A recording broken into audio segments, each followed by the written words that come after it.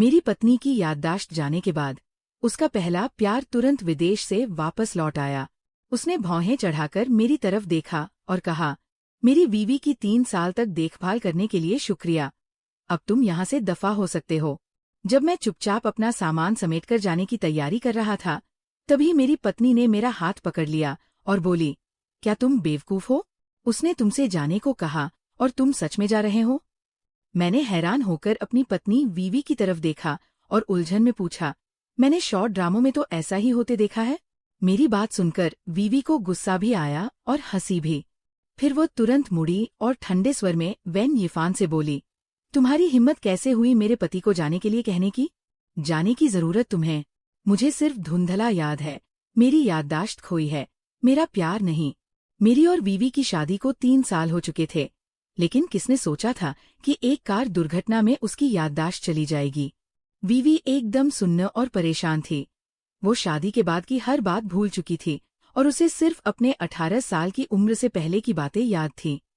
मैंने बेबसी से हंसते हुए कहा, ये तो बिल्कुल किसी ड्रामे की कहानी जैसी बात है, और आमतौर पर ऐसी स्थिति में मैं कहानी का वह विलेन होता हूँ जिसका अंत बहुत बुरा होता है।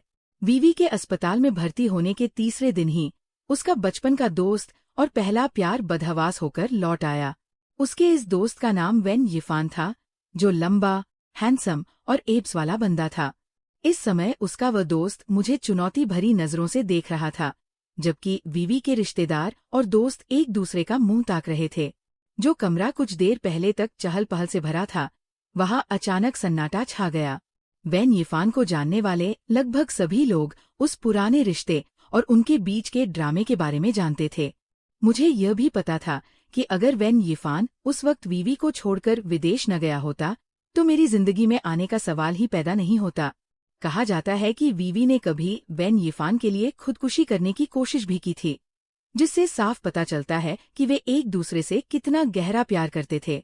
इसीलिए वेन यिफान की मौजूदगी ने मेरा आत्मविश्वास तोड़ दिया और मुझमें उससे मुकाबला करने की हिम्मत नहीं बची। वैसे भी 3 साल साथ रहने के बावजूद वीवी हमेशा मेरे प्रति रूखी रही थी और हमारे बीच कोई खास लगाव नहीं था। हमारी शादी एक तरह से पारिवारिक समझौता थी, इसलिए प्यार की कोई बुनियाद ही नहीं थी। मेरे पास ऐसा कुछ भी नहीं था जिसके दम पर मैं वीवी को रोक पाता। उस वक्त वेन यिफान ने मुझे नीचा दिखाते हुए धीरे से कहा, जी चुआन, इतने सालों तक वीवी का ख्याल रखने के लिए शुक्रिया। अब मैं वापस आ गया हूँ, तुम जा सकते हो। मैंने घमंड से भरे वेन यिफान को देखा और फिर उलझन में पड़ी वीवी पर नजर डाली। जैसे ही मैंने हार मानकर पिछले कुछ दिनों की देखभाल का सामान समेटना शुरू किया, वीवी घबराकर बिस्तर से उतरी और उसने मेरा हाथ थाम लिया। उसने बेताबी से पूछा, जी चुआन, तुम ये क्या कर रहे हो? तुम कहाँ जा रहे हो? मैं खामोश रहा। क्या अब वह भी मेरा मजाक उड़ाने वाली थी? जब मैं खुद समझदारी दिखाते हुए हट रहा था, तो फिर और क्या चाहिए था? मुझे चुप देखकर वीवी और परेशान हो गई और बोली, क्या तुम बेवकूफ हो? उसने तुमसे जाने को कहा और तुम चले जाओगे। मैंने बेबसी से आंखें उठाकर उसे देखा और कहा, शॉर्ट ड्रामों में तो ऐसा ही होता है ना? मुझ जैसे विलेन को अगर अभी नहीं जाना चाहिए, तो क्या मैं तब तक रुकूं जब तक तुम मुझे वापस पाने के लिए मिन्नतें न करने लगो? मेरी बात सुनकर वीवी गुस्से में हंस पड़ी। वह मुड़ी और वेन यिफान से सख्त आवाज में बोली, तुम होते कौन हो मेरे पति को उंगली दिखाने वाले? और तुम्हारी हिम्मत कैसे हुई मेरे पति को भागने को कहने की? भागना तो तुम्हें चाहिए। इस मोड़ पर मैं पूरी तरह भौंचक्का रह गया। क्या चल रहा है? कहानी कुछ सही नहीं लग रही। क्या मैं विलेन नहीं हूँ? मुझे ऐसे सुन्न पड़ा देखकर व्हाइट वीवी ने मेरा हाथ पकड़कर अपने गाल पर रखा और चिढ़ते हुए मुझसे कहा, मेरी सिर्फ यादाश्त खोई है, मेरा दिल नहीं टूटा है। इसी बीच वेन यिफान भी व्हाइट वीवी की डांट सुनकर होश में आ गया। उसने अविश्वास से व्हाइट वीवी की तरफ देखा और कहा, वीवी, तुम्हें क्या हो गया है? तुम मुझसे ऐसे कैसे बात कर सकती हो? उसके चेहरे पर लाचारी और उदासी के भाव थे। वह विदेश गई थी, कहीं थाईलैंड तो नहीं गई थी? बस उसे निराशा ही हाथ लगी। व्हाइट वीवी ने न तो उसकी बात का जवाब दिया और न ही उसकी तरफ एक नजर उठाकर देखा। वह बस एक शिकायत भरी नजर से मुझे देख रही थी। इस वक्त अस्पताल के कमरे में बाकी सभी लोग वेन यिफान को मजाकिया और ताने मारती नजरों से देख रहे थे। वेन यिफान ये सब बर्दाश्त नहीं कर पाया, इसलिए उसने मुझे घूर कर देखा और गुस्से में दरवाजा पटक कर चला गया। वेन यिफान के जाते ही व्हाइट वीवी तुरंत अस्पताल के कमरे के दरवाजे की तरफ बढ़ी। मुझे लगा कि वह अपने बचपन के क्रश का पीछा करने जा रही है। जाहिर है, जोकर तो मैं ही निकला। मैं तो अब भी उनके प्यार के ड्रामे के बीच फंसा हुआ था, लेकिन मुझे क्या पता था कि व्हाइट वीवी ने बस पटके हुए दरवाजे को खोला और भौहें सिकोड़कर बुदबुदाई। पागल है क्या? जाना है तो जाओ, दरवाजा क्यों पटक रहे हो? कोई तमीज ही नहीं है। इसके बाद उसने कमरे में मौजूद सभी लोगों से कहा, आप सभी का मुझे देखने आने के लिए शुक्रिया। अब मुझे आराम करना है, इसलिए आप लोग कृपया घर लौट जाइए। ये सुनकर सबने एक दूसरे की तरफ देखा और फिर मुस्कुराते हुए धीरे धीरे बाहर निकल गए। मैं अपना सिर झुकाए सबसे आखिर में जा रहा था। जैसे ही मैं व्हाइट वीवी के पास से गुजरा, उसने झटके से मुझे पकड़ लिया। तुम क्या कर रहे हो? तुम कहाँ जा रहे हो? मैंने बेबसी से मुस्कुराते हुए कहा, क्या तुमने ही हम सबको जाने के लिए नहीं कहा था? मैं जानता हूँ कि तुमने सबके सामने मुझे नीचा न दिखाकर मेरी इज्जत रख ली। शुक्रिया। मैं अभी घर जाकर तलाक के कागजात तैयार करता हूँ। हम जब चाहे तलाक लेने चल सकते हैं। लेकिन व्हाइट वीवी ने मुझे घूर कर देखा और बेजार होकर कहा, क्या तुम हमेशा से इतने नौटंकीबाज रहे हो? किसने कहा कि मैं तुमसे तलाक लेना चाहती हूँ? मैंने हैरानी से उसकी तरफ देखा। क्या मैं जोकर नहीं हूँ? तभी व्हाइट वीवी मुझे खींचकर अस्पताल के बेड के पास ले गई। वह लेट गई और मैं बैठ गया। बस उसने मेरा हाथ नहीं छोड़ा था। उसने धीमी आवाज में कहा, हालांकि मैं तुम्हें भूल चुकी हूँ, जिसके लिए मुझे बहुत अफसोस है, लेकिन मैं व्हाइट वीवी खुद को अच्छी तरह जानती हूँ। मेरी यादें भले ही 18 साल की उम्र पर रुकी हुई हैं, लेकिन मुझे पता है कि मैं किसी ऐसे इंसान से कभी शादी नहीं करूंगी जिससे मैं प्यार न करती हूँ। चूंकि मेरे पति वेन यिफान नहीं, बल्कि तुम जी चुआन हो, तो ये साबित होता है कि बाद में मैंने तुमसे प्यार किया और वेन यिफान सिर्फ एक बीता हुआ कल है। इसलिए तुम अपने मन में बेवजह का नाटक बनाना बंद करो। अपने पति का पक्ष लेना एक पत्नी का हर पल का फर्ज है। ये कहने के बाद वो बड़ी कोमलता से मुझे देखने लगी। मैंने अविश्वास के साथ सिर उठाकर उसकी तरफ देखा। मुझे उम्मीद नहीं थी कि जितने सुंदर उसके नैनंश हैं, उसकी सोच भी उतनी ही सही और नेक है। इस वक्त उसमें व्यापार जगत की वह दबंगई नहीं थी, नहीं पहले जैसी बर्फ सी ठंडक थी। उसकी आंखों में सिर्फ मैं था। मेरा दिल गर्माहट से भर गया और आंखें नम हो गईं। तुम रो क्यों रहे हो? वह घबराकर उठी और मेरी तरफ देखने लगी, लेकिन मैंने उसे अपनी बाहों में भींच लिया और बच्चों की तरह सिसक कर रोने लगा। कितना अच्छा है, मैं अब भी अमीरों वाली जिंदगी जी सकता हूँ। बाई वेई के अस्पताल में रहने के दौरान वो हर दिन मुझसे हमारी छोटी छोटी बातें बताने की जिद करती थी। उसे हमारे बीते दिनों में बहुत दिलचस्पी थी। मैं हर बारीक से बारीक बात बताता था और वो ध्यान से सुनती थी। दरअसल जब मेरी और बाई वेवे की मुलाकात हुई थी, तब वेन यिफान से उसका ब्रेकअप हुए 1 साल से ज्यादा का वक्त हो चुका था। मेरी बाई वेवे से पहली मुलाकात एक कॉकटेल पार्टी में हुई थी, जिसे पहली नजर का आकर्षण कहा जा सकता है। पहली बार देखते ही मैं उसकी तरफ खिंचा चला गया। उसी वक्त बाई परिवार शादी का इरादा रख रहा था और दामाद की तलाश में था, लेकिन आम परिवारों को वे पसंद नहीं करते थे, और जिन बड़े परिवारों को वे पसंद करते थे, वे अपने बच्चों को घर जमाई बनाकर शादी कराने को तैयार नहीं थे। हमारा परिवार न ज्यादा बड़ा था न छोटा, और ठीक उसी समय हमारा परिवार आर्थिक संकट से गुजर रहा था। दिवालिया होने की नौबत थी। मेरे पिता ने अपनी रईसी और ऐशवाम की खातिर मुझे घर जमाई बनने के लिए भेज दिया, जो कि असल में मेरी अपनी भी मर्जी थी। फिर भी मैंने चेहरे पर दुख और नाराजगी का नाटक करते हुए बड़े नैतिक अधिकार के साथ अपने पिता से कहा, आगे चलकर जब जायदाद बंटेगी तो मुझे कंपनी के 20% ज्यादा शेयर्स मिलने चाहिए। मेरे पिता ने तुरंत हाँ कर दी। शादी के बाद मैं एक आदर्श और समर्पित पति बन गया। मैंने बाई वेवे को खुश करने और उसका दिल जीतने में अपनी पूरी ताकत लगा दी। बाई वेवे बेहद खूबसूरत और दिलदार थी, लेकिन साथ ही एक अड़ियल और गंभीर इंसान भी थी। वह बाई परिवार की इकलौती बेटी थी और बाई ग्रुप की मौजूदा प्रेसिडेंट भी। वह किसी शॉर्ट ड्रामा की मुख्य हीरोइन की तरह थी, जो हर परिस्थिति में शांत और संयमित रहती, नियम कायदों से चलती और फैसले लेने में बेहद सख्त थी, जो मुझे बहुत आकर्षित करती थी। मेरी 3 साल की लगातार कोशिशों के बाद ही बाई वेवेई के साथ मेरा रिश्ता धीरे धीरे गहरा और सहज हो पाया। इसीलिए जिस पल वेन यिफान सामने आया, मैं सच में हार मानने को तैयार नहीं था, क्योंकि मैं बाई वेवेई से बहुत प्यार करता था। आखिर मैंने इतनी मेहनत की थी, तब जाकर बाई वेवेई की आंखों में मेरे लिए प्यार और अपनापन दिखना शुरू हुआ था। शुरुआत में तो मैंने अपनी जान की सलामती के लिए चुपचाप खिसक जाने और उन दोनों को एक कर देने का सोच लिया था, लेकिन किसे पता था कि वे दोनों कहानी के हिसाब से चलेंगे ही नहीं। भले ही बाई वेवेई कहानी के हिसाब से नहीं चल रही थी, फिर भी मेरे दिल में घबराहट और चिंता भरी हुई थी। आखिर बाई वेवेई की यादें अभी 18 साल की उम्र पर थमी हुई थी। उस वक्त तो वह और वेन यिफान गहरे प्यार में रहे होंगे, जबकि मेरे बारे में तो बाई वेवेई को कुछ भी याद नहीं था। मैं उसके लिए बिल्कुल किसी अनजान इंसान जैसा था। मेरे बारे में उसकी जो भी सोच थी, वो सिर्फ इन कुछ दिनों में मेरी बताई बातों पर टिकी थी। अस्पताल से डिस्चार्ज होने का दिन संयोग से हमारी शादी की 3री सालगिरह का ही दिन था। पहले की सालगिरह पर हमेशा मैं ही तरह तरह से उसे सरप्राइज देने की कोशिश करता था, और वह बस बेमन से मुस्कुराकर हामी भर देती थी। इस बार मैं सब कुछ सीधा साधा रखना चाहता था, इसलिए मैंने घर पर ही उसके लिए एक शानदार खाना बनाने का सुझाव दिया। मुझे बिल्कुल उम्मीद नहीं थी कि वह इतनी खुशी से मान जाएगी। रात को खाने की मेज पर मैंने रेड वाइन की एक बोतल खोली। हम दोनों ने एक दूसरे को देखकर मुस्कराया और ग्लास टकराकर एक घूंट लिया।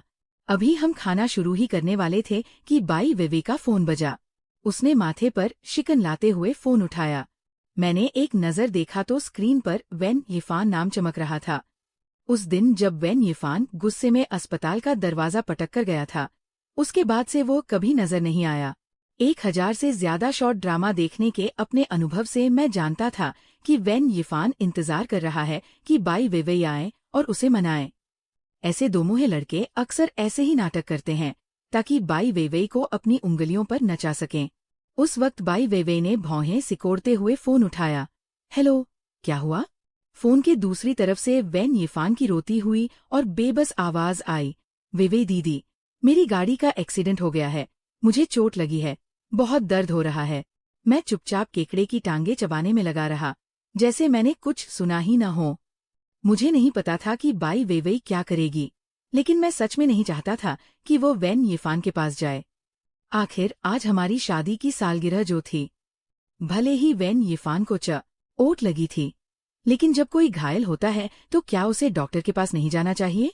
लेकिन अपने 1000 से ज्यादा शॉर्ट ड्रामा देखने के तजुर्बे के हिसाब से फोन सुनते ही बाई वेवेई को घबराकर तुरंत घर से भागना चाहिए था। और अगर मैंने उसे रोकने की कोशिश की तो मुझ पर संकीर्ण सोच वाला और बेरहम होने का ठप्पा लग जाएगा। इसलिए मैं उससे कहने ही वाला था, तुम जाओ।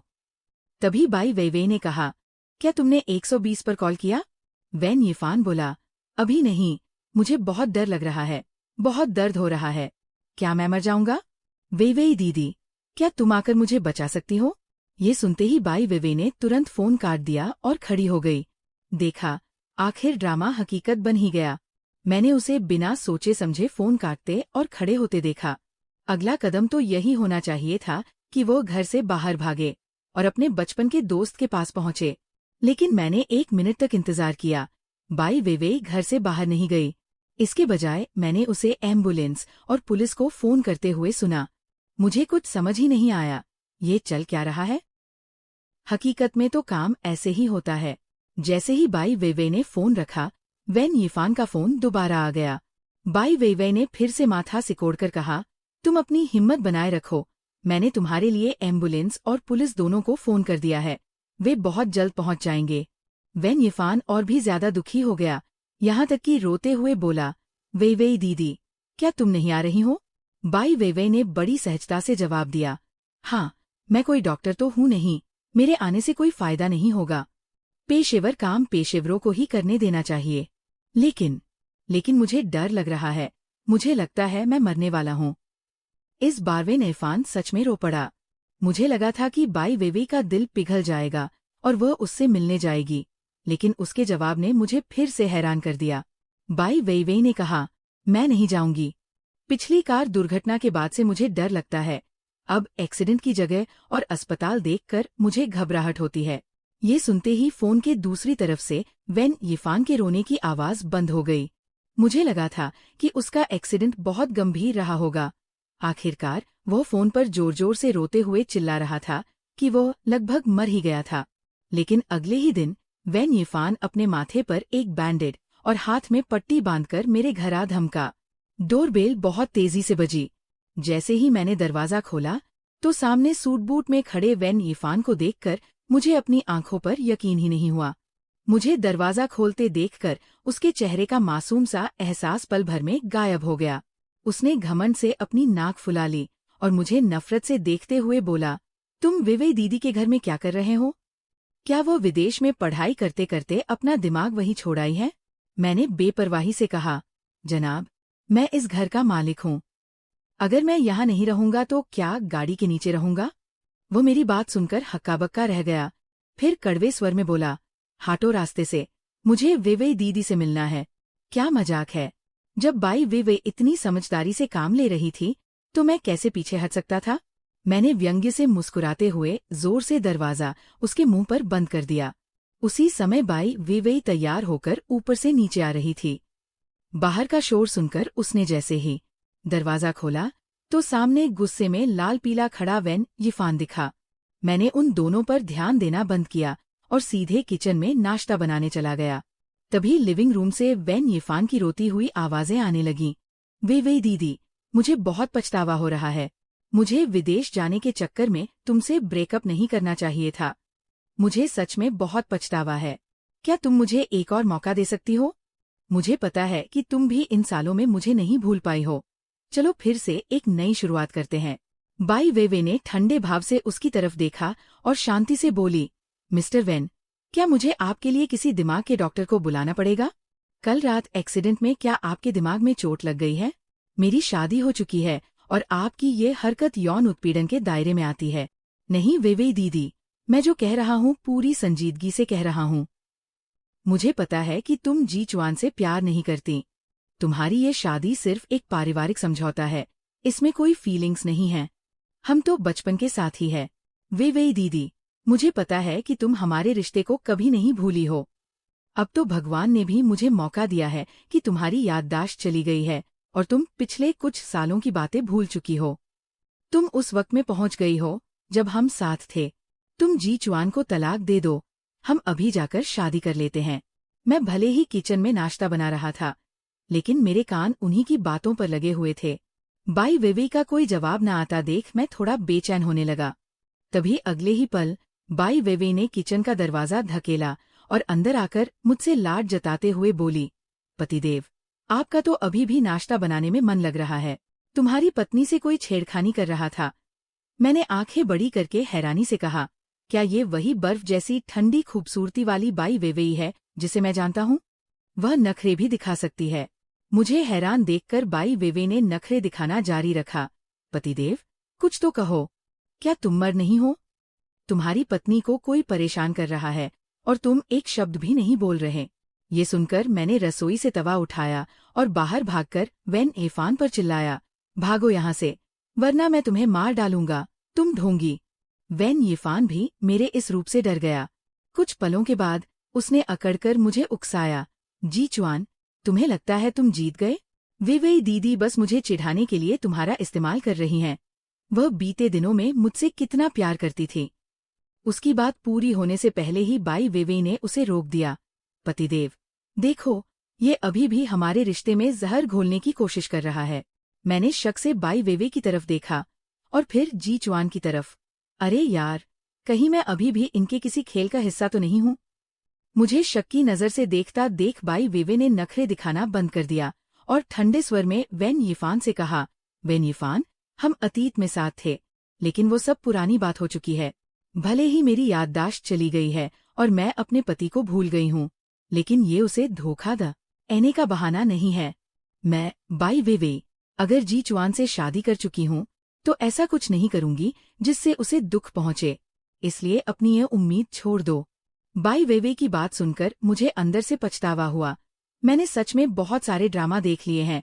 बाई वेवे का चरित्र उसके खूबसूरत चेहरे से भी कहीं ज्यादा सच्चा है। उसी पल मुझे समझ आया कि सिर्फ आपके साथ अच्छा होने का नाटक किया जा सकता है, लेकिन इंसान की असल अच्छाई का नाटक नहीं हो सकता। किसी को परखना हो तो उसके सिद्धांतों को देखना चाहिए। दिल की सच्चाई किसी भी मीठी बात से कहीं ज्यादा अहम होती है। बाई वेइवेई से मुंह की खाने के बाद वेन यीफान ने अपनी भड़ास मुझ पर निकाली। जीचुआन, तुम्हारा खेल वाकई तगड़ा है, तुम बस देखते जाओ।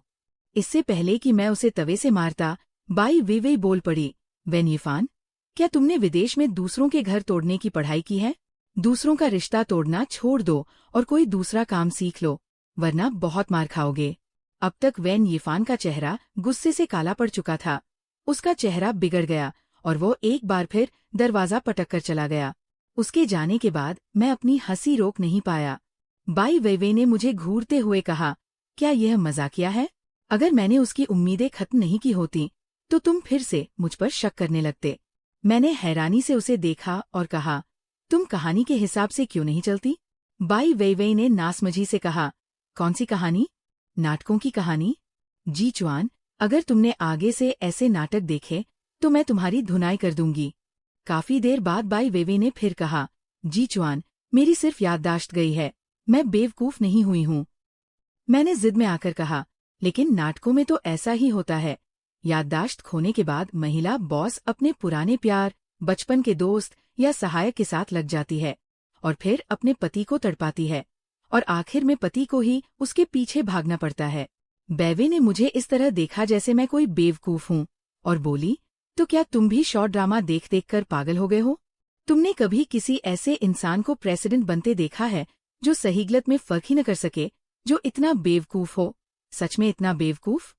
तुम्हें लगता है कि ऐसा बंदा प्रेसिडेंट बन सकता है? होश में आओ, बुद्धू। बिल्कुल सही बात है। जो इंसान प्रेसिडेंट बन सकता है वो इतना बेवकूफ कैसे हो सकता है कि कोई बिना किसी आधार और ताकत वाला इंसान उसे अपनी उंगलियों पर नचाए।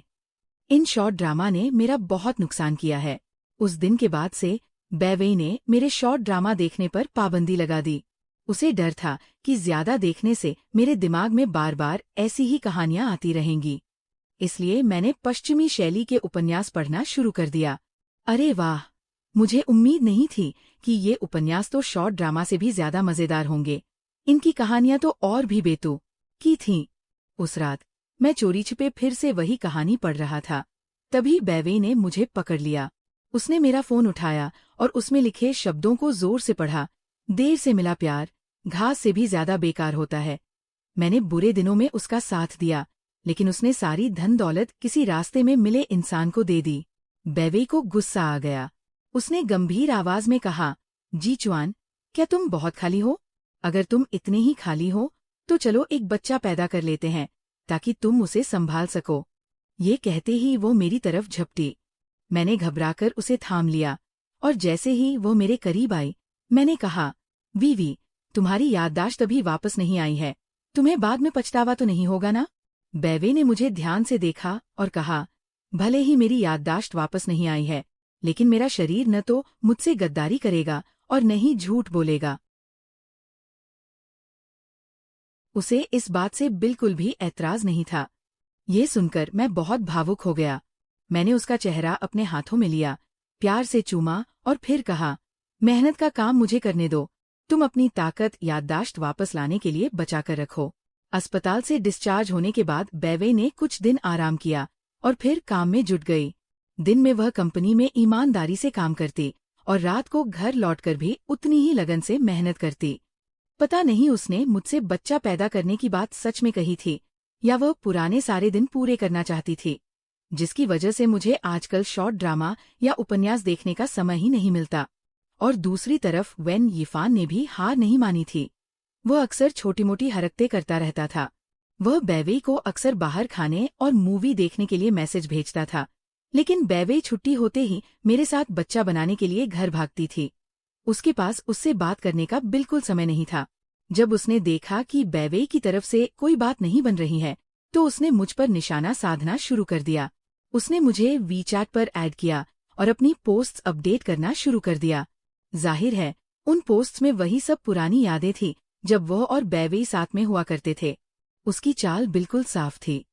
उसे लगा था कि मैं ये सब तस्वीरें देखकर जलूंगा और वेइवेई से जाकर बेवजह झगड़ा करूंगा। मुझे वेइवेई के बीते हुए कल से कोई परहेज नहीं है। मुझे बस इस बात से फर्क पड़ता है कि उसका बीता हुआ कल खत्म हो चुका हो। जब तक उसका अतीत पीछे छूट चुका है और मेरे साथ आने के बाद उसने मुझे धोखा नहीं दिया है या मुझसे झूठ नहीं बोला है, तब तक मुझे किसी और बात की परवाह नहीं है। जब उसने देखा कि पोस्ट से उसका मकसद पूरा नहीं हुआ, तो उसने बातों से हमला करना शुरू कर दिया। देखा तुमने, मैं और वीवी उस समय एक दूसरे से कितना प्यार करते थे। मैंने चिढ़कर जवाब दिया, हाँ, लेकिन अभी उसका पति मैं हूँ। बेन यिफान, तुम सिर्फ एक खिलौना हो जिसका इस्तेमाल उसने मुझे जलाने के लिए किया है। उसका पति अब मैं हूँ। बेन यिफान, तुम ज्यादा इतराओ मत। वे दीदी जल्द ही तुम्हें तलाक दे देंगी और मुझे चुनेंगी। उसका पति अब मैं हूँ। बेन यिफान, इस एक वाक्य के अलावा क्या तुम कुछ और नहीं कह सकते? मुझे डर है कि अगर मैंने कुछ और कहा तो तुम दिल पर लगा लोगे। बेन यिफान, हाँ, मैं तुम्हारी बातों में आ गया। वे ने कहा कि वह मुझे एक बच्चा देना चाहती है। कल रात हमने 28 पोजीशंस का इस्तेमाल किया, 7 घंटे तक। उस बात के बाद बेन यिफान ने मुझे मैसेज भेजना बंद कर दिया। वो खुद को जेंटलमैन समझता था, पर बेवजह खुद ही दुख मांगने आ जाता था। शायद मेरी बातों से बेन यिफान को सच में काफी ठेस पहुंची थी, जिसकी वजह से वह कुछ समय के लिए शांत हो गया। बस कुछ समय के लिए। उसके बाद उसने फिर से अपनी रणनीति बदलना शुरू कर दिया। वो सच में कभी हार नहीं मानता था। इस बार उसने बेचारगी का नाटक करना शुरू किया। उस दिन मैं और बाई वेवे वजन घटाने की एक्सरसाइज शुरू ही कर रहे थे कि बाई वेवे का फोन बजा। मैंने देखा कि बेन यिफान का फोन था, तो मैंने रुकने का सोचा ताकि वह पहले फोन उठा ले। कौन जानता था कि बाई वेवे भौहें सिकोड़कर मेरी तरफ देखेगी और चेतावनी देगी, सुनने की इजाजत नहीं है। इसके तुरंत बाद उसने फोन उठाया और स्पीकर ऑन कर दिया। फोन के उस पार एक अनजान आवाज थी। क्या आप मिस बाई वेवे हैं? मैं सिटी पीपुल्स हॉस्पिटल से डॉक्टर हूँ। मिस्टर वेन ने घर पर अपनी कलाई काट ली है। उनके फोन में इमरजेंसी कॉन्टैक्ट आप हैं। कृपया जल्द से जल्द अस्पताल आ जाइए। कलाई काट ली? इतना गंभीर मामला। यहाँ तक कि मैं भी हैरान रह गया। मैं वहीं सुन्न होकर खड़ा रह गया। समझ नहीं आ रहा था कि हिलो या नहीं। बाई वेवे ने फिर से भौहें सिकोड़कर मुझे थपथपाया और फिर पूरी बेपरवाही से कहा, ओह, क्या वो बच सकता है? अगर बच सकता है तो मुझे फोन करने की जरूरत नहीं है, और अगर नहीं बच सकता तो उसके माता पिता को फोन कर दीजिए। फोन के उस पार डॉक्टर ने उतावली से कहा, मिस बाई वेवे, चूंकि मिस्टर वेन ने इमरजेंसी कॉन्टैक्ट में आपका नाम लिखा है, इसका मतलब है कि आपका रिश्ता यकीनन बहुत अच्छा है। आपको कम से कम अस्पताल आकर हालचाल तो पूछना चाहिए, और हो सकता है कि बाद में आपके साइन की भी जरूरत पड़े। बाई वेवे ने बेफिक्री से बात जारी रखी। क्या उसने दोनों हाथों की कलाई काट ली है? वह दूसरे हाथ से साइन कर सकता है। नहीं मिस बाई, मिस्टर वेन बेहोश हो चुके हैं। माफ कीजिएगा, तब तो मैं साइन करने बिल्कुल नहीं आ सकती। मेरा उससे कोई सगा नाता नहीं है। अगर कुछ गड़बड़ हुई तो मैं जिम्मेदारी नहीं ले सकती। आप लोग उसके माता पिता से ही संपर्क कीजिए। मुझे पता है कि आपके लिए मरीज की जान बचाना बहुत जरूरी है, लेकिन मेरे लिए भी किसी को बचाना उतना ही जरूरी है। आखिर दोनों ही जिंदगी का ख्याल रखना है। आप लोग अपना काम कीजिए, हमें भी अपने काम में व्यस्त होना है। इतना कहकर बाई वेवे ने तुरंत फोन काट दिया और फिर मुझे घूरते हुए बोली, और तेजी से करो, जो आज्ञा। इस दौरान मैंने बाई वेवे से पूछा, पत्नी जी, अगर वेन यिफान ने सच में कलाई काट ली हो और हालत बहुत गंभीर हो, तो क्या आपका ये रवैया बहुत बेरहम नहीं है? बाई वेवे ने नखरे से फुंकार भरते हुए धीरे से कहा, वह पक्का डॉक्टर के साथ मिलकर मुझे बेवकूफ बना रहा है। उस जैसे इंसान की इतनी आसानी से मौत नहीं होने वाली। मैंने उलझन में पूछा, तुम उसे इतनी अच्छी तरह जानती हो, तो क्या वे जो कहते हैं कि वो तुम्हारा वो सफेद चांद यानी अधूरा प्यार था, क्या वह भी सच है? मैंने अपनी हरकतें रोक दी और उसके जवाब का इंतजार करने लगा। बाई वेवे ने नाखुश होकर कहा, क्या सवाल पूछते वक्त तुम्हारा पूरा ध्यान इसी पर होना जरूरी है? क्या तुम एक साथ 2 काम नहीं कर सकते? मैंने झेंपते हुए माफी मांगी और फिर अपनी बात जारी रखी। व्हाइट वीवी ने धीरे से आगे कहा, मैं उसे इसलिए जानती हूँ क्योंकि हम बचपन से साथ बड़े हुए हैं, इसलिए उसका स्वभाव मुझे अच्छे से पता है। वो बहुत ही स्वार्थी इंसान है। वह प्यार जैसी छोटी सी चीज के लिए कोई ऐसा वैसा कदम नहीं उठाएगा। खुद को चोट पहुंचाना उसके बस की बात नहीं है। जहां तक रही उस बात की जिसे तुम मेरी कभी न मिल पाने वाली पहली मोहब्बत कह रहे थे, तो वो पूरी तरह से बकवास है। मैं उसके साथ रिलेशनशिप में जरूर थी, लेकिन वो सिर्फ लड़कपन का एक धुंधला सा आकर्षण था। जब उसने अपने करियर के लिए विदेश जाने का फैसला किया, तभी हमारा रिश्ता हमेशा के लिए खत्म हो गया था। फिर उसने बात जारी रखते हुए कहा, पतिदेव, अब तुम्हारे दिल में जो भी शक या सवाल हो, एक ही बार में साफ साफ पूछ लो, ताकि बाद में ये अजीब अजीब ड्रामा और नॉवेल पढ़कर मन में उल्टे सीधे वहम न पालो। मैंने उसकी पीठ की तरफ देखते हुए आगे पूछा, तो फिर उस वक्त ब्रेकअप के बाद तुमने खुदकुशी करने की कोशिश क्यों की थी? इस बार व्हाइट वीवी खुद हैरान रह गई। वह मेरी तरफ मुड़ी और मुझे देखते हुए बोली, मैंने उसके लिए जान देने की कोशिश की? ये किसने कहा आपसे? उफ, बाहर के लोग भी न जाने क्या क्या अफवाहें उड़ाते रहते हैं। उसने फीकी मुस्कान के साथ समझाया। शायद लोगों ने बात का गलत मतलब निकाल लिया। ब्रेकअप के बाद उस रात मैंने शराब जरूर पी रखी थी। नशे में मेरे हाथ से कांच का गिलास छूटकर गिर गया। जब मैं खुद ही उसे साफ करने लगी, तो गलती से मेरी हथेली पर गहरा कट लग गया। शराब के नशे में धुत होने के कारण मुझे काफी देर तक एहसास ही नहीं हुआ कि हाथ से खून बह रहा है। जब तक घर के नौकरों ने मुझे देखा, तब तक काफी खून बह चुका था। उन्होंने घबराकर एम्बुलेंस बुला ली, और शायद इसी बात से बाहर ये अफवाह फैल गई कि मैंने उसके प्यार में जान देने की कोशिश की थी। मेरा और उसका चैप्टर वही खत्म हो चुका था। और वैसे भी अगर मैं उसे सच में नहीं भूल पाती, तो क्या मैं उसके पीछे पीछे विदेश नहीं चली जाती? हमारा परिवार इतना अमीर है, मेरे लिए बाहर जाकर पढ़ाई करना कोई बड़ी बात थोड़ी न थी। फिर मैं भला खुदकुशी क्यों करती? बात तो एकदम पते की थी, इसमें कोई शक नहीं था। व्हाइट वीवी के इस जवाब ने मेरे दिल के सारे शक और उलझनों को पूरी तरह मिटा दिया।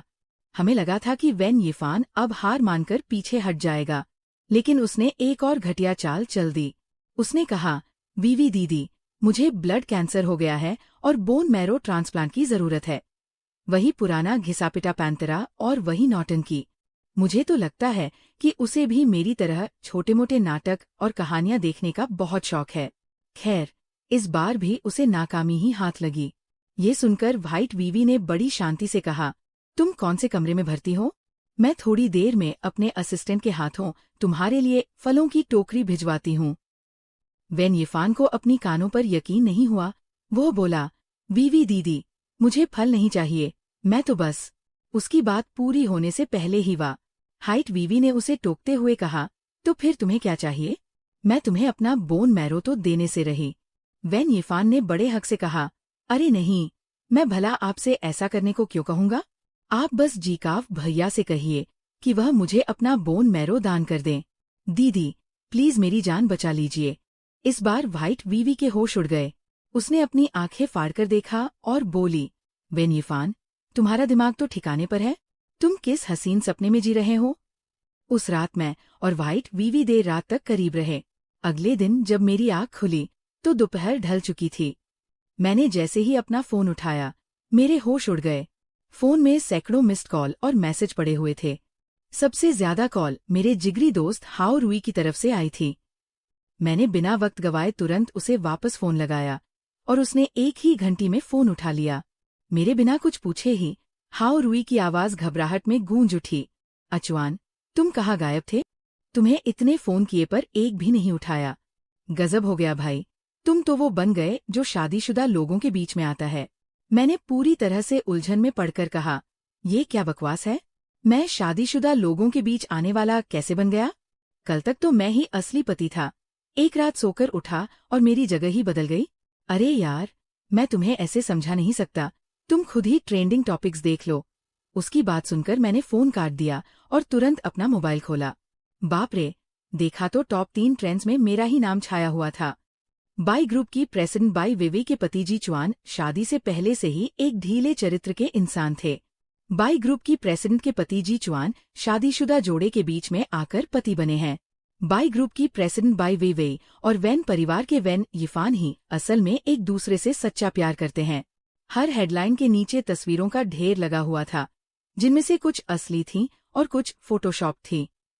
पहली 2 हेडलाइंस के नीचे की तस्वीरें फोटोशॉप थीं, जबकि आखिरी हेडलाइन के नीचे वेन यिफान की शेयर की गई पुरानी तस्वीरें थीं। इतना ही नहीं, मेरे सारे सोशल मीडिया अकाउंट्स ढूंढ निकाले गए थे और मेरे ईमेल और प्राइवेट मैसेज गंदे शब्दों और गालियों से भर चुके थे। तभी मेरे जिगरी दोस्त का दोबारा फोन आया। अचवान, देखा तुमने? फिक्र मत करो, मैंने कंपनी की पीआर टीम को बता दिया है। वे स्थिति को तुम्हारे हक में करने के लिए पूरी ताकत लगा देंगे। मैंने तुरंत उसे रोकते हुए कहा, नहीं नहीं नहीं, फालतू पैसे मत बर्बाद करो। थोड़ा इंतजार करते हैं और देखते हैं आखिर में निशाना किस पर लगता है, ये अभी तय नहीं है। ये कहकर मैंने फोन काट दिया। मैं सबूत इकट्ठा करने के लिए तुरंत वकील से संपर्क करने ही वाला था कि तभी बाई वेवेई के वकील ने पहले ही मुझसे संपर्क कर लिया। उसने बताया कि उसने बाई मैडम के कहने पर पहले ही सारे सबूत जुटा लिए हैं और वक्त आने पर वैन यिफान पर मुकदमा दर्ज किया जाएगा। जैसे ही मैंने ये फोन काटा, बाई वेवेई घबराई हुई हालत में जल्दी से वापस घर आ गई। मुझे देखते ही उसका पहला सवाल था, पतिदेव, उठ गए तुम? नाश्ता किया?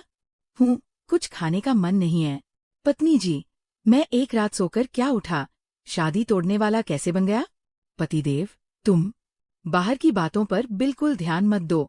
तुम आराम से घर पर बैठकर अपनी नॉवेल्स पढ़ो, बाहर का सब मैं संभाल लूंगी। उसने आगे कहा। उसकी इतनी हिम्मत कि मेरे पति के बारे में ऐसी अफवाहें फैलाए, मैं उसे अच्छे से सबक सिखाऊंगी। मैंने बाई वेवेई को उसके professional business suit, black stockings और हाई हील्स में देखा तो अफवाहों की सारी बात एक पल में मेरे दिमाग से उड़ गई। मुझे खुद पर शर्म आई कि मेरी भावनाएं बहकने लगीं। बाई वेवेई ने मुझे इस तरह अपनी तरफ एकटक देखते पाया तो वह चिंता में आगे बढ़ी और उसने मुझे थोड़ा हिलाया। मैं तुरंत होश में आया और झेंपते हुए उसकी तरफ देखकर मुस्कुराया। पतिदेव, तुम्हें क्या हुआ है? पत्नी जी, क्या तुम ये ड्रेस आज रात दोबारा पहन सकती हो? बाई वेवेई पहले तो हैरान रह गई, फिर बात समझ आते ही उसका चेहरा शर्म से लाल हो गया और उसने हंसते हुए कहा, ठरकी कही के आधा महीना बीतने के साथ ही मामला और भी बिगड़ता चला गया। ठीक इसी समय हमारे सारे सबूत भी पूरी तरह से तैयार हो चुके थे। हमारे वकीलों ने सारे सबूत अदालत के सामने रख दिए और झूठे आरोप लगाने, अफवाहें फैलाने और जानबूझकर मानहानि करने के आरोपों में वैन यिफान पर मुकदमा कर दिया। आखिरकार वैन यिफान को 3 साल की जेल की सजा सुनाई गई। वैन यिफान इस फैसले को बर्दाश्त नहीं कर पाया और उसने अदालत में बाई वेवेई की तरफ देखते हुए चीखकर पूछा, क्यों? क्यों बाई वेवेई? जब तुम अपनी याददाश्त खो चुकी हो, जी चुआन के साथ बिताया अपना पूरा अतीत भूल चुकी हो और तुम्हें सिर्फ हमारा खूबसूरत अतीत ही याद है, तो फिर भी तुम इसकी मदद क्यों कर रही हो? वैन यिफान ने मेज को कसकर पकड़ रखा था, मानो बाई वेवेई का जवाब मिले बिना वो उसे छोड़ेगा ही नहीं। बाई वेवेई ने बिना किसी भाव के उसकी ओर देखा और कहा, मेरा और तुम्हारा कोई खूबसूरत अतीत नहीं है और मैं अपने पति की मदद कर रही हूँ, जो कि बिल्कुल स्वाभाविक है। वैन यिफान चीखा, बाई वेवेई, मैंने ये सब तुम्हारे लिए किया है क्योंकि मैं तुमसे प्यार करता हूँ। तुम मेरे साथ ऐसा कैसे कर सकती हो? बाई वेवेई ने उपहास करते हुए कहा, मेरे लिए? हास्यास्पद है, तुम सिर्फ अपने स्वार्थ के लिए ऐसा कर रहे हो और मैं तुमसे प्यार नहीं करती। तुमने मेरे पति पर जिस तरह से झूठा आरोप लगाया है, उसके बाद मैं तुम्हारे साथ जो भी करूं वह कम ही है। इतना कहकर बाई वेवेई मेरा हाथ पकड़कर वहां से निकल गई और उसने वैन यिफान की चीखों और उसकी छटपटाहट पर कोई ध्यान नहीं दिया। 1 महीने बाद मुझे अचानक अस्पताल से फोन आया कि मेरी पत्नी बाई वेवेई का फिर से एक्सीडेंट हो गया है। मैं घबराया हुआ भागकर अस्पताल पहुंचा, लेकिन अस्पताल के कमरे में जाने से पहले ही दरवाजे पर उसके मुख्य डॉक्टर ने मेरे दोनों हाथ पकड़ लिए। डॉक्टर ने मुस्कुराते हुए मेरे हाथ थामे और कहा, बधाई हो मिस्टर जी। इससे पहले कि वह अपनी बात पूरी कर पाता, मैंने घूंसा मारकर उसे जमीन पर गिरा दिया। जैसे ही मैं आगे बढ़कर उसे 2 लातें और मारने वाला था, तभी कमरे से बाहर आई बाई वेवेई ने मुझे रोक लिया। उस समय उसके माथे पर पट्टी बंधी हुई थी और मैं घबराहट में उसकी चोटों की जांच करने लगा। बाई वेवेई ने मेरा हाथ पकड़कर कहा, पतिदेव, आपने डॉक्टर को क्यों मारा? इस बात का जिक्र आते ही मेरा गुस्सा भड़क गया। मैंने गुस्से में चिल्लाकर कहा, कैसा बकवास डॉक्टर है, तुम घायल होकर अस्पताल में भर्ती हो और ये मुस्कुराते हुए मुझे बधाई देने की हिम्मत कर रहा था। इसे जिंदा छोड़ दिया वही बहुत है। तब डॉक्टर ने कराहते हुए जल्दी से उठकर कहा, मिस्टर जी, आपको गलतफहमी हुई है। मैं तो आपको इसलिए बधाई दे रहा था क्योंकि सिर पर चोट लगने की वजह से मिस बाई की याददाश्त वापस आ गई है। और जांच में उनके गर्भवती होने का भी पता चला है, तो क्या मैं आपको बधाई न दूं? अरे, उसकी बात सुनकर मैं स्तब्ध रह गया। इसके बाद मैंने अत्यधिक खुशी के साथ बाई वेवे की तरफ देखा। बाई वेवे ने मेरी ओर देखा और मुस्कुराते हुए सिर हिलाया। मैंने शर्मिंदा होकर तुरंत आगे बढ़कर डॉक्टर से माफी मांगी। माफ करना डॉक्टर, अभी आपने बात साफ साफ नहीं कही थी। मुझे लगता है कि आप भी मुझे 2 घूंसे मार लो ताकि हिसाब बराबर हो जाए। डॉक्टर ने बेबसी से मेरी तरफ देखते हुए कहा, आपने तो आते ही तुरंत 2 घूंसे जड़ दिए, मुझे बोलने का मौका ही कहाँ मिला। आखिरकार बहुत सारी मीठी बातें करने और डॉक्टर को एक बड़ा उपहार देने के बाद ही हम उसे शांत कर पाए। जब मैं खुशी खुशी बाई वेवे की तरफ देख रहा था, तो उसने अचानक कहा, जी चुआन, कमाल हो तुम भी। जब कोई तुम्हारी पत्नी से बदतमीजी कर रहा था, तब तो तुम्हें कोई फर्क नहीं पड़ा, लेकिन डॉक्टर पर तुमने जबरदस्त हमला कर दिया। मैंने झेंपते हुए मुस्कुराकर कहा, ये गलतफहमी है, पत्नी तुम गलत समझ रही हो। उस समय क्या मैं शॉर्ट ड्रामा देखकर भ्रमित नहीं हो गया था? फिर मुझे कुछ याद आया और मैंने चौंक कर पूछा, पत्नी, तुम्हारी याददाश्त वापस आ गई है, तो क्या तुम फिर से पहले जैसी बर्फ की देवी बन जाओगी? बाई वेवे ने हंसते हुए कहा, तो क्या तुम चाहते हो कि मैं पहले जैसी बन जाऊं? मैंने तुरंत मना करते हुए सिर हिलाया, नहीं नहीं नहीं। अब बाई वेवे के हैरान होने की बारी थी। उसने आश्चर्य से पूछा, क्या तुम्हें बर्फीली सुंदरियां पसंद नहीं है? मैंने अविश्वास से उसकी ओर देखते हुए कहा, तुम्हें ये किसने बताया? क्या तुमने सिर्फ इसलिए वैसा नाटक किया था क्योंकि तुम्हें लगा कि मुझे बर्फीली सुंदरियां पसंद है? इस पल हम एक दूसरे की आंखों में देख रहे हैं और बिना कुछ कहे ही सब कुछ बया हो गया है। दरअसल हम दोनों ही एक दूसरे को गलत समझ रहे थे, जबकि सच तो ये था कि हम एक दूसरे से प्यार करते हैं। इसलिए जब दिल में कोई दूरी आए तो खामोश मत रहिए, सामने रहकर बात करने से ही गलतफहमियां दूर होती है।